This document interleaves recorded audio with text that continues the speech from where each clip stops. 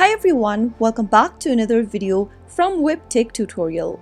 In today's episode, I'm going to be showing you how to turn on AirDrop on MacBook Pro. So let's get started right away. There are two different ways you can find and turn on AirDrop on MacBook Pro. I'm going to show you the quickest way. So the first thing to do is to make sure to click on the Finder app at the bottom of the screen, and in the side menu, click on AirDrop. A window will appear showing you the nearby devices that have AirDrop turned on. Make sure that your Bluetooth is turned on as well, and once you are done, click on this Allow Me to be Discovered drop down at the bottom right here and select Who can see your device. You can choose between No One, Contacts Only, or Everyone. If you select Contacts Only, people in your contacts will be able to see your device, whereas if you click on Everyone, anyone with the AirDrop turned on can see your device. So after making a selection, you have now turned on AirDrop on MacBook Pro. So that is how it can be easily done. Remember that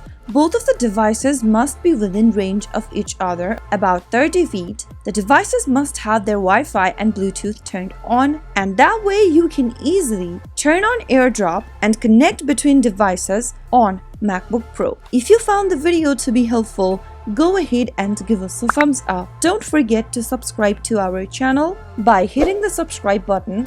Also press on the bell icon so that you'll never miss another upcoming upload from us. I will be back again in the next video. Thank you for watching.